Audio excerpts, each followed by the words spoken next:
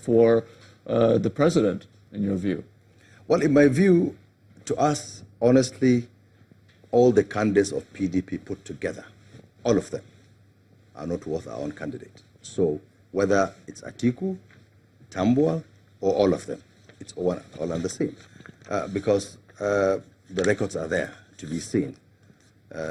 It's a context between one person that has been adjudged, at least by most people in this country and beyond, that he's a straightforward person, has not been tainted by either corruption or lack of will to do things in the right way, versus other persons who have cases to answer on corruption, also on the way they do their things. So to us, it's a straight fight between the right and the wrong.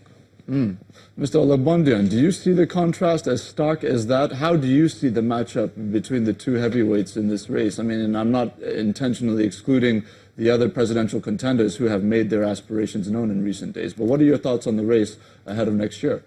Well, I believe that Nigerians chose their next president last Sunday in Port Harcourt.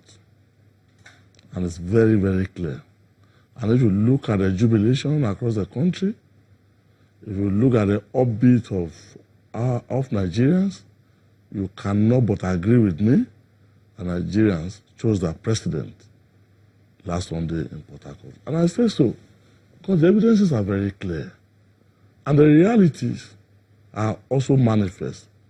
Contrary to what my leader, Honorable Ali, will say about Mr. President, Nigerians believe that they do not know this president. They believe that this president is too distant from them. This president does not communicate with Nigerians. So when they find a candidate of the People's Democratic Party who is liberal, who is acceptable across the various geopolitical zones of the nation, a president who has delivered on economy as a vice president and chairman of the Economic Council, the choice is made already in the nation across the length and breadth of our country. If you go on the streets today, we hear people talking about Atiku. And it's rather unfortunate that Ali will join us here and be talking about corruption, about somebody transparent, somebody integrity. In what manner, in the last 3.5 years, has President Muhammadu Buhari demonstrated so much talk about corruption, anti-corruption, and there's so much talk about integrity?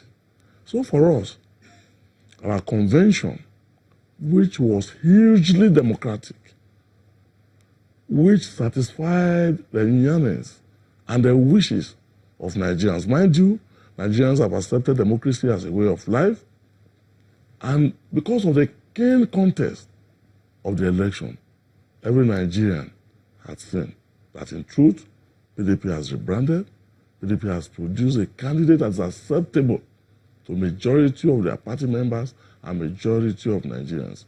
So rather than wearing Mr. President in borrowed gaps, I think that Honorable Aliu's group and political party should just go and prepare for the issue-based election. No, but what do you say to those, though, who have raised concerns about what they've seen all over the place in social media?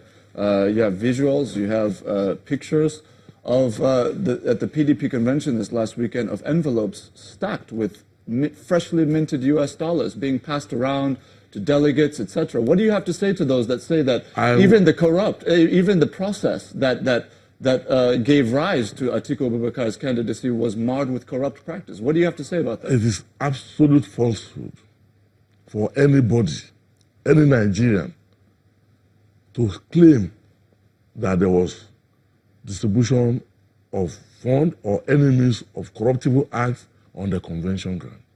No, but okay. That's, excuse me, please, Ajuri. Let me make the point. Okay.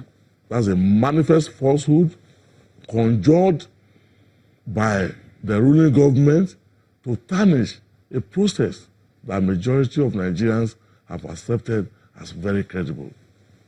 That's my position.